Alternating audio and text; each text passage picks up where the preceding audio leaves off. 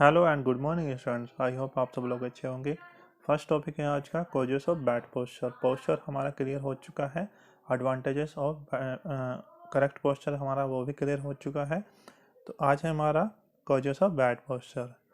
जो bad posture है वो काफ़ी तरीके के हो सकते हैं, डिफरेंट डिफरेंट टाइप्स के हो सकते हैं, डिफरेंट डिफरेंट इनके कॉजेस यहाँ पर हो सकते हैं। फर्स्ट हो सकता है इसमें इन्वायरमेंटल कॉजेस, जो कि हमारे पर्यावरण की वजह से होता है। नेक्स्ट हो सकता है हमारा यहाँ पर हेरिडिटी पोस्चर। ठीक है, अब यहाँ पर डिफरेंट डिफरेंट टाइप दिए गए हैं causes of bad posture. First है यहाँ पर एक्सीडेंट। ठीक है, एक्सीडेंट हमारा बैड पोस्चर का सबसे मोस्ट इम्पोर्टेंट कॉज है कि एक्सीडेंट की वजह से हमारी बॉडी में बैड पोस्चर हो सकते हैं आफ्टर द एक्सीडेंट।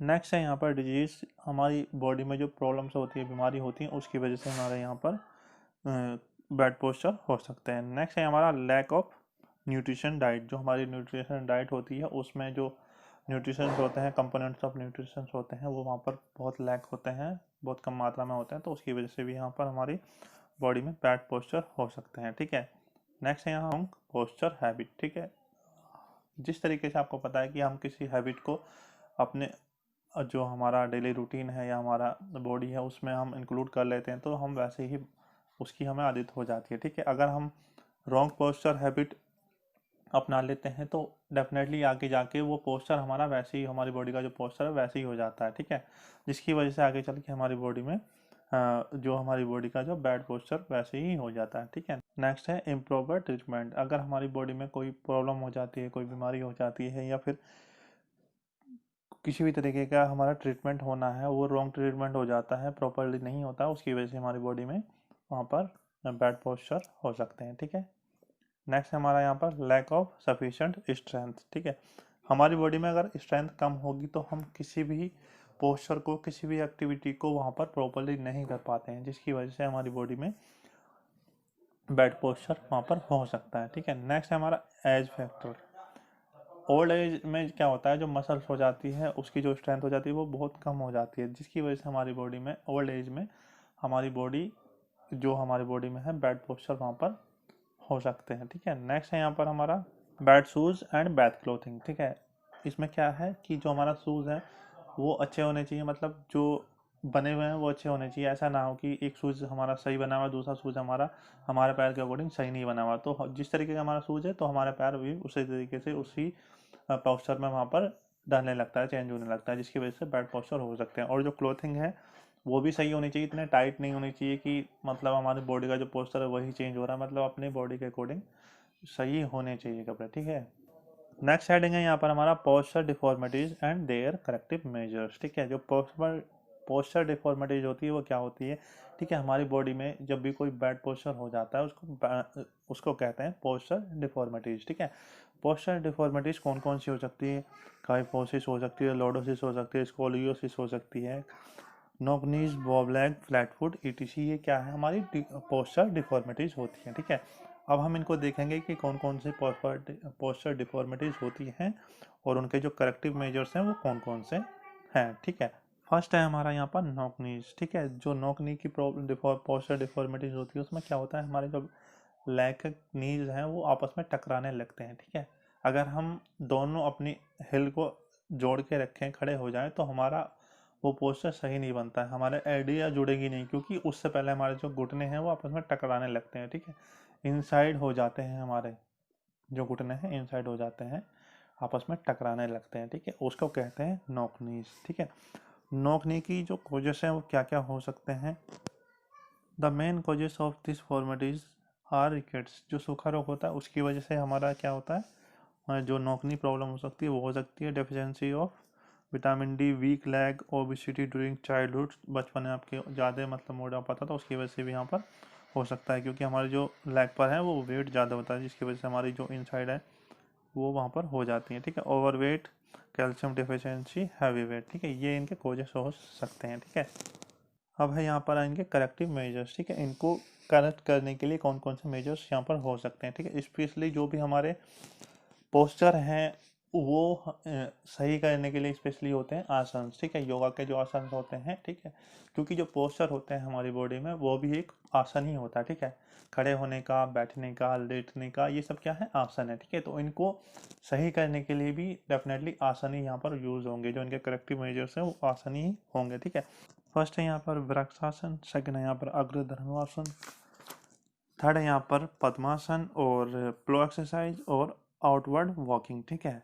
जो आसन है उनको मैं डिफाइन नहीं करूंगा, आप इनको पिक्चर में देख सकते हैं कि क्या क्या इनकी वजह से किस तरीके से यहाँ पर इंप्रूवमेंट होता है। जो प्लो एक्सरसाइज है वो क्या होता है, दोनों घुटने के बीच आप पिलो लगा के आप रात को सो सकते हैं, ठीक है। जो भी सारी एक्सरसाइज करते हैं आप पोस्चर से रिलेटेड, उसमें आप पिलो यूज करेंगे दोनों घुटनों के बीच में। ये है आपके corrective measures of knock knee, ठीक है। नेक्स्ट है हमारा यहाँ पर फ्लैट फुट। फ्लैट फुट एक डिफॉर्मिटी है हमारे जो लेग के सोल की, उसमें क्या होता है, नॉर्मल पर्सन के जो सोल होता है लेग का, उसमें इनसाइड दोनों दोनों लेग में इनसाइड वहाँ पर एक कर्व होता है छोटा सा, जिसकी वजह से अगर हम किसी भी तरीके से हम मार्क करते हैं अपना लेग के सोल को, तो वहाँ पर हमारी जो टो है वो दिखाई देती है, फिंगर है वो दिखाई देती है, और एडी है वो दिखाई देती है। जो बीच का पार्ट है वो नहीं दिखाई देता है, वो जो कर्व होता है वो ऊपर की साइड होता है, जिसको हम कर्व बोलते हैं, ठीक है। और जो फ्लैट फुट होता है उसमें कोई कर्व नहीं होता, पूरा बिल्कुल फ्लैट फुट होता है, उसमें कोई कर्व नहीं होता। अगर आप किसी कलर से मार्क करोगे अपने पैर के सोल को, तो बिल्कुल एज इट इज आपका पैर बिल्कुल ऐसे ही दिखाई देगा उस मार्क में, जैसे कि आप यहाँ पर पिक्चर में देख सकते हो, ठीक है। नॉर्मल जो फुट है वो एक इस तरीके का है, और जो फ्लैट फुट है, फ्लैट फुट का जो मार्क है वो बिल्कुल इस तरीके का है, ठीक है। जो फ्लैट फुट में हमारे कर्व नहीं होता है, हमारे जो सोल के इनसाइड होता है वो कर्व नहीं होता है, जिसको हम कहते हैं फ्लैट फुट, ठीक है। फ्लैट फुट के जो हमारे कॉजेस क्या हो सकते हैं, आप फ्लैट स्लीपर या फ्लैट शूज़ पहनते हैं, इम्प्रॉपर शूज़ पहनते हैं, पुअर क्वालिटी शूज़ पहनते हैं, जिसकी वजह से ये प्रॉब्लम हो सकती है। ओबेसिटी और ओवर वेट भी इसका रीजन हो सकते हैं, ठीक है। अब बात करते हैं यहाँ पर करेक्टिव मेजर्स की इसके। इसमें जो फर्स्ट है यहाँ पर ताड़ासन, जिसको आप हाइट इंक्रीज करने के लिए यूज़ करते हो, वो इसको फ्लैट फुट को इम्प्रूव करने में भी हेल्प करता है। नेक्स्ट है यहाँ पर आपका वॉकिंग ऑन सैंड। आप रेत पे चल के इसको जो डिफॉर्मिटीज है इसको भी काफ़ी हद तक कम कर सकते हो, क्योंकि रेत पे चलने से कर्व बनता है, ठीक है। रेगुलर रनिंग, आप रेगुलर रनिंग करेंगे तो उसमें भी इम्प्रूवमेंट होगा, जो आपका कर्व है उसमें बनने में हेल्प मिलेगी, ठीक है। नेक्स्ट है यहाँ पर आपका गुड क्वालिटी शूज़। जो आपके गुड क्वालिटी शूज़ से यहाँ पर मतलब है जिसमें कर्व थोड़ा सा ज़्यादा हो, आप उसको कंसीडर कर सकते हो। उसको पहनने के बाद थोड़ा सा इम्प्रूवमेंट हो जाता है धीरे धीरे, इसको इस प्रॉब्लम को सॉल्व करने में हेल्प मिलती है, ठीक है। नेक्स्ट है यहाँ पर आपका प्रेशर ओवर फुट, ठीक है। अगर आप जो फुट है आपका उस पर प्रेशर डालें, उससे प्रेशर से रिलेटेड आप एक्सरसाइज करें, ठीक है। आप एक्सरसाइज के लिए मैं आपको बता दूं कि आपका जो एक टेबल टेनिस की बॉल होती है, जितनी छोटी एक बॉल होती है, आप उसको ज़मीन पर रखें, और जो आपके पैर का जो थंब है और फिंगर है उससे पकड़ के डिफरेंट डिफरेंट पोजीशन पे आप उसको उठा के और वहाँ रखें, फिर उठा के उसको वहाँ रखें। उससे क्या होता है, उसमें जब आपको उठाते हैं तो वहाँ पर एक कर्व की पोजीशन बनने आने लगती है, जो आपको हेल्प करती है फ्लैट फुट की जो डिफॉर्मिटी है उसको सॉल्व करने में। इसी तरीके से आप राइटिंग विथ फुट भी कर सकते हैं। जो आप थंब है और फिंगर है उससे आप पेन या पेंसिल पकड़िए, उससे लिखने की कोशिश करिए। जब आप लिखने की कोशिश करेंगे तो वहाँ पर जो कर्व है वो बनना वहाँ पर स्टार्ट हो जाता है, मतलब जो आपकी डिफॉर्मिटी है वो वहाँ पर धीरे धीरे कम होने लगती है। नेक्स्ट है यहाँ पर आपका बाउल एग्स, ठीक है। बाउल एग्स से क्या मीनिंग है यहाँ पर आपका, जो जब आप खड़े होते हैं तो ठीक है, आप जो नॉर्मल पर्सन होता है उसके जो नी होते हैं बिल्कुल सीधे होते हैं, और आपने जैसे कि आपने पढ़ा है कि नॉक नी जो होते हैं वो इनसाइड आपस में टकराने लगते हैं, जिसको हम नॉक नी बोलते हैं। सेम चीज़ यहाँ पर अपोजिट है। बाउल एग क्या होता है कि जो घुटने आपके आपस में टकराने लगते हैं उसके अपोजिट रिएक्शन होता है इसका, बाउल एग का। जो हमारी नीज हैं उसमें वाइड गैप आने लगता है इनसाइड, ठीक है, wide gap between the knee, ठीक है। जो हमारे घुटने हैं वो बाहर की साइड मुड़ने लग जाते हैं। इसके जो कॉजेस हैं वो ये हैं कि आपकी जो रिकेट्स हैं वो सेम चीज़ है वहाँ पर, दोनों बाउलेग का और आपका नॉकनिक का। और आपके विटामिन डी की जो लैक ऑफ विटामिन डी है वो कैल्शियम की कमी है उसकी वजह से भी। और early childhood walking with weight, जो आपका बचपन में आप जो भी कोई बच्चा होता है वो किसी वेट को उठा के ज़्यादा चलने लगता है या फिर उसका वेट ही ज़्यादा होता है, तो उसकी वजह से भी यहाँ पर वो हो सकता है, ठीक है। ओबेसिटी भी कहीं ना कहीं तक इसमें इंक्रीमेंट करती है आपके बॉब लेग और नॉक नी दोनों में, ठीक है।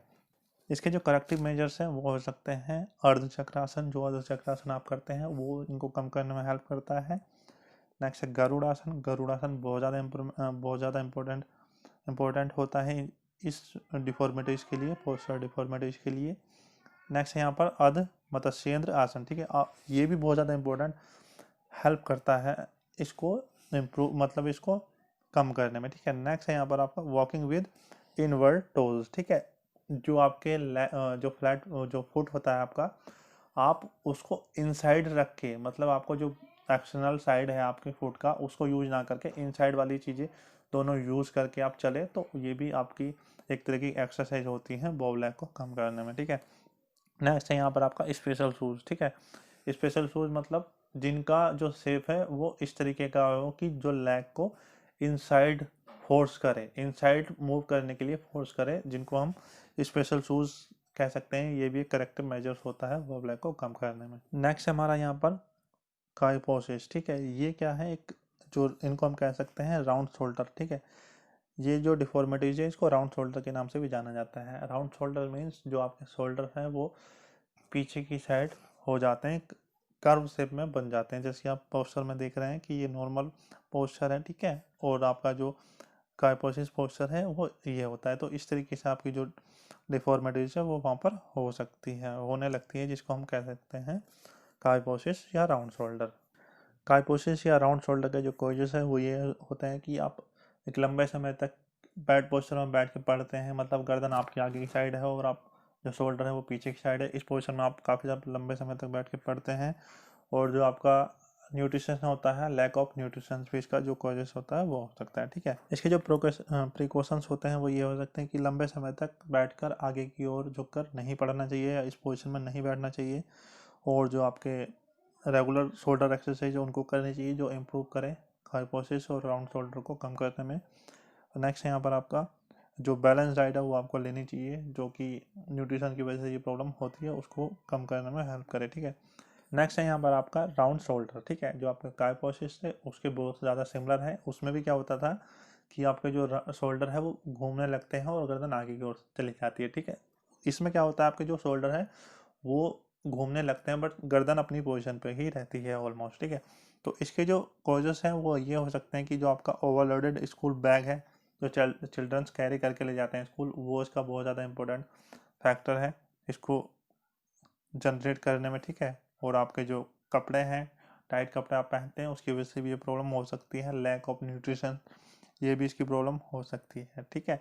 और लंबे समय तक बैठकर आगे की ओर झुककर बैठकर पढ़ना, ये भी इसका जो एक इम्पोर्टेंट कॉजेस है, ठीक है। जो इसके करेक्टिव मेजर्स हैं वो ये हैं चक्रासन, धनुरासन, भुजंगासन, उष्टासन, बैकवर्ड बैंडिंग, रिवर्स सिटअप, ठीक है। और जो आपका होल्डिंग हैंड्स एट बैक, ठीक है। ये सारी एक्सरसाइज हेल्प करती है राउंड शोल्डर को कम करने में, जो डिफॉर्मिटीज होती है राउंड शोल्डर की उसको कम करने में हेल्प करती है, क्योंकि ये सारी एक्सरसाइज रिलेटेड होती है आपके बैक, जो बैक पोजीशन होती है आपकी बॉडी की उससे रिलेटेड होती है। आप देख रहे हो चक्रासन, धनुरासन, भुजंगासन, उष्टासन, रिजर्व सिटअप, रिवर्स सिटअप, और आपका holding hand at back, backward binding, ये सारी एक्सरसाइज होती है रिलेटेड आपकी जो पीठ से ऊपर का हिस्सा होता है उससे रिलेटेड होती है आपकी, जो कि राउंड शोल्डर को कम करने में काफ़ी हेल्प करती है, ठीक है।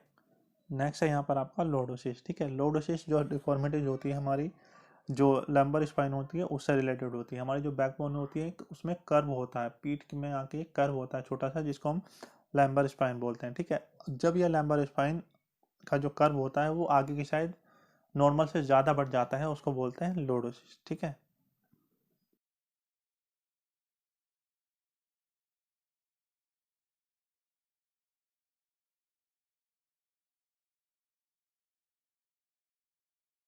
इसके जो कॉजेस हो सकते हैं वो हो सकते हैं जो आपकी पेट की मसल्स हैं वो वीक हो, ओवरवेट हो आपकी बॉडी में, और आपकी जो ओबेसिटी प्रॉब्लम हो वो हो, और सेडेंटरी जो लाइफ स्टाइल है वो, मतलब लंबे समय तक एक ही पोजीशन में बैठना, ठीक है, वो भी इसका काफ़ी हद तक कारण हो सकते हैं। ठीक है, अब यहाँ पर इसके करेक्टिव मेजर्स, ठीक है, जो इसको सही करने में काफ़ी हद तक हेल्प कर सकते हैं। जो आपका आगे का जो आपका पेट का वेट है उसको पीछे की ओर शिफ्ट करने के लिए आपको डिफरेंट एक्सरसाइज करनी पड़ती है, जिसकी वजह से जो आपके लंबर स्पाइन है वो एक नॉर्मल कर्व में आनी स्टार्ट हो सकती है। ठीक है, इसमें जो फर्स्ट है पश्चिमोत्तानासन। ठीक है, पश्चिमोत्तानासन आप देख रहे हैं और पिक्चर में कि किस तरीके से आपको करना होता है, जो कि हेल्प करता है आपकी लॉर्डोसिस प्रॉब्लम को कम करने में। ठीक है, नेक्स्ट है आपका हलासन। ठीक है, उसके बाद आपका फॉरवर्ड बैंडिंग, जैसे बैकवर्ड बैंडिंग होती है सेम उसकी अपोजिट फॉरवर्ड बैंडिंग होती है। ठीक है, अल्टरनेटिव टू टच एक्सरसाइज होती है आपकी, वो भी आप कर सकते हो।